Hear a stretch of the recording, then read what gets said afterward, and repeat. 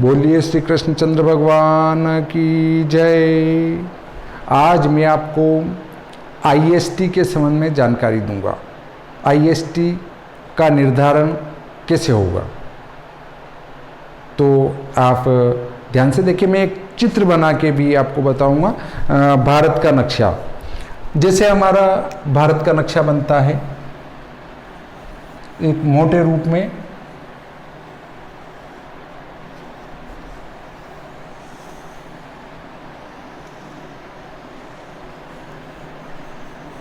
ये इस प्रकार का है।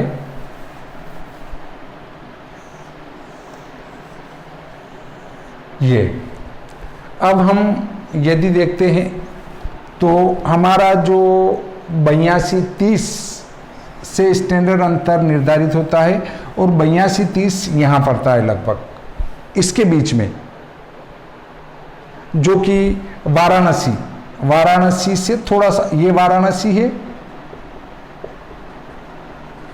ये वाराणसी और वाराणसी से इधर पड़ता है 82-30, लखनऊ वाराणसी के लगभग। तो वो पूरा लगभग भारत ज़्यादातर इधर पड़ जाता है, देखेंगे आप भले, तो पूरा भारत लगभग इधर पड़ता है। तो स्टैंडर्ड अंतर 82°30 कला से ही क्यों निर्धारित किया गया, इसके संबंध में मैं आपको जानकारी दूंगा। एक अंतर्राष्ट्रीय समझौता हुआ, उस अंतर्राष्ट्रीय समझौते के तहत कोई भी देश अपने स्थान का स्टैंडर्ड अंतर 30 मिनट के अंतराल पर निर्धारित करेगा। अपने स्थान का स्टैंडर्ड अंतर निर्धारित करने के लिए 30 मिनट का अंतर होना चाहिए। 30 मिनट के हम यदि रेखांश बनाएं तो 7.5 बनते हैं। कैसे बनते हैं देखिए, 30 मिनट में भाग लगा देते हैं 4 का, क्योंकि 4 का गुणा करते हैं तो ही मिनट बनते हैं। तो मिनट का वापस रेखांश बनाना हो तो 4 का भाग लगाना रहता है। 4 7 28, 10 में से 8 गए 2, 60 का गुणा किया तो ये तो अंश है, वो कला बन जाएंगे। 6 दूनी 12, 4 तिया 12।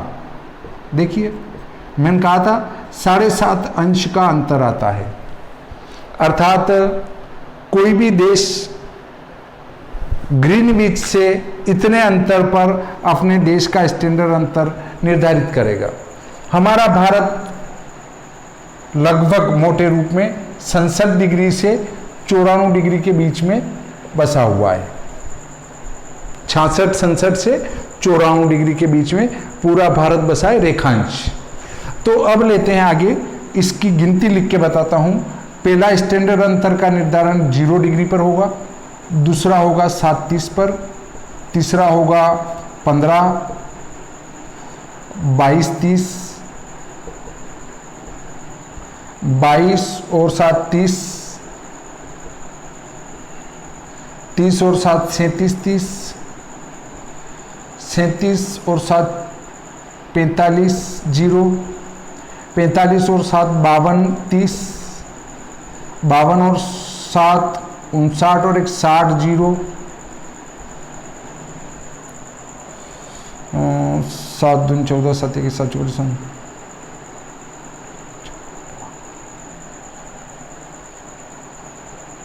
और 60 के बाद अगला होगा 67-30 पर, 67-30 के बाद अगला होगा 75, उससे अगला होगा 82-30, 82 के बाद अगला होगा 90, 82 में 7 जोड़ेंगे तो 89, और ये एक आगे 90 चला जाएगा, और 90 के बाद अगला होगा 97-30 पर। तो अब आप देखेंगे कि भारत बसा है इनके बीच में। यदि हम ऐसे देखें, बहुत सारे से प्रश्न करने पर वो ये कहते हैं कि चूंकि ये 82-30 भारत के बीच में है, इससे निर्धारण किया गया, बाकी ये पूर्णतया बीच में नहीं है। ये 94 और ये 67 देखिए, 14 में से 7 7, 9 में 7 2, 27 के आधे, 2 एकम 2, 2 तिया 6 और 30 67 में जोड़ देते हैं तो 80-30 इसके ठीक बीच में पड़ता है, भारत के बीच में ठीक 80-30 है।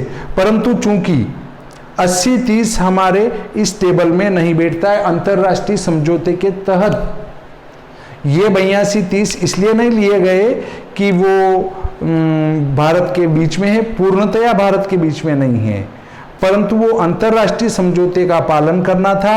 इसलिए आप देखेंगे कि 2 इधर छूट रहे हैं, 2 इधर छूट रहे हैं और ये बीच में पड़ रहा है। तो इस वास्तव में बीच में ये है, परंतु इस गणित का बीच का मान ये होने से 82-30 पर हमारा भारत का स्टैंडर्ड अंतर निर्धारित किया गया। मेन ये अंतर्राष्ट्रीय समझौता है। अब माना कि अब आप कहेंगे कि छोटा देश है तो फिर उसका क्या होगा, तो उसके लिए एक सुझाव दिया गया कि कोई भी देश यदि आधे घंटे के अंतर पर अपना स्टैंडर्ड अंतर निर्धारित न कर सके तो उसके लिए 15 मिनट की छूट है कि वो 15 मिनट के अंतराल पर अपना स्टैंडर्ड अंतर का निर्धारण करे। अर्थात यहाँ पर 30 कला हैं और उसमें 15 कला भी ले सकते हैं। तब नेपाल छोटा देश होने से उसका स्टैंडर्ड अंतर का निर्धारण हुआ है 86 अंश 15 कला पर।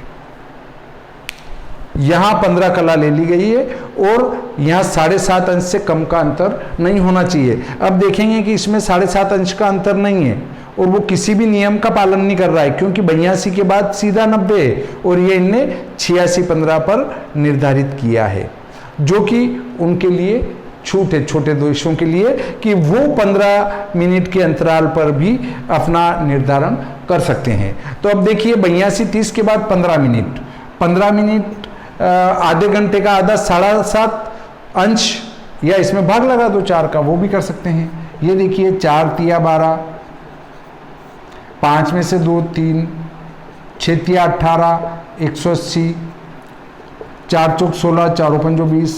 अर्थात इस 82-30 के बाद 3:45 पर नेपाल अपना स्टैंडर्ड अंतर का निर्धारण कर सकता है। तो देखिए क्या ये नियम पालन हो रहा है, बिल्कुल सही है। 5, 1 और 86, अर्थात वो 15 मिनट के अंतराल पर अपने स्टैंडर्ड अंतर का निर्धारण करता है, तो वो 86 अंश 15 कला फिक्स आता है।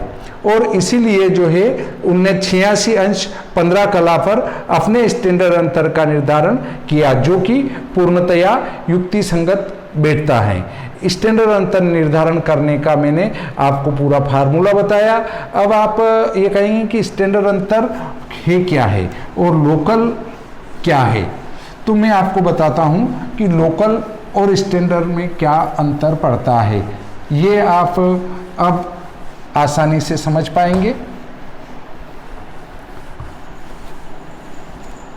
एक लकड़ी यहाँ पर खड़ी करते हैं और उसकी छाया, माना ये पूर्व है, ये पश्चिम है, ये उत्तर है, ये दक्षिण है।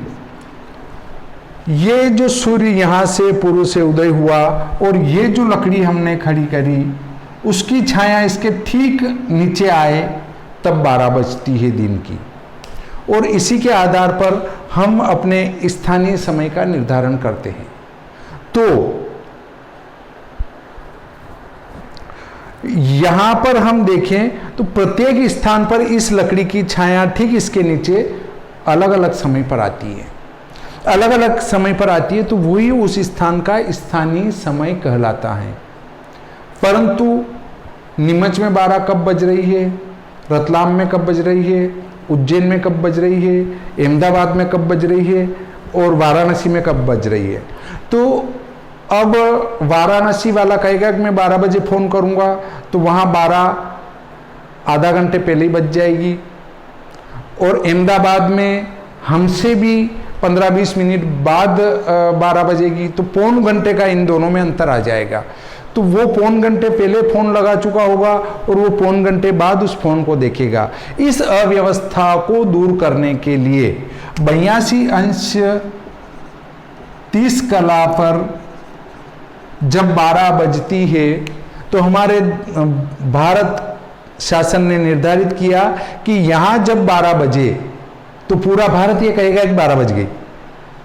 अब हम जब घड़ी में हमारे 12 बजती है तो उस समय यदि हम अहमदाबाद में एक लकड़ी खड़ी करेंगे तो 12 बजे इस लकड़ी की छाया ठीक इसके नीचे नहीं आएगी, वो आधे घंटे पौन घंटे के बाद आएगी, क्योंकि ये तो 12 वहां बज रही है 82-30 डिग्री पर। अर्थात किसी भी देश में एक निश्चित रेखांश के समय को पूरे देश में जब मान लिया जाता है तो वो स्टैंडर्ड टाइम कहलाता है। तो भारत इंडिया होने से इसका IST, आई का अर्थ है इंडियन, एस स्टैंडर्ड, टी का टाइम। वैसे ही नेपाल के लिए NST, एन का अर्थ है नेपाल, एस का अर्थ है स्टैंडर्ड, टी का टाइम, नेपाल स्टैंडर्ड टाइम। अर्थात इस प्रकार जो है देश अपना स्टैंडर्ड टाइम निर्धारित करता है। तो ये आज मैंने आपको स्टैंडर्ड टाइम निर्धारण के संबंध में और लोकल समय क्या है और स्टैंडर्ड समय क्या है। हमारी घड़ियाँ जितनी भी है वो स्टैंडर्ड टाइम बताती है। जब कोई भी जातक आपके पास आए और समय बताता है तो वो वही स्टैंडर्ड टाइम होता है। आजकल लोकल समय में बदलने की आवश्यकता नहीं होती है। फिर भी यदि आपको इससे संबंधित कोई समस्या आती है कि स्टैंडर्ड टाइम कैसे बनाएं, लोकल टाइम कैसे बनाएं, तो मेरे वीडियो पहले वाले ज्योतिष प्रशिक्षण भाग 1 से लगाकर ज्योतिष प्रशिक्षण भाग 150 तक के 150 वीडियो देखें, आपके सारे समाधान हो जाएंगे। इस प्रकार ये आज का प्रकरण संपूर्ण होता है। मैं श्री भादव माता पंचांगकर्ता ज्योतिषाचार्य पंडित भागीरथ जोशी। यदि आपको मेरा चैनल पसंद आया हो तो लाइक करें, शेयर करें, बेल आइकन दबाएं और सब्सक्राइब करें ताकि आपको समय पर मेरे वीडियो की जानकारी प्राप्त होती रहे। बोलिए श्री कृष्णचंद्र भगवान की जय।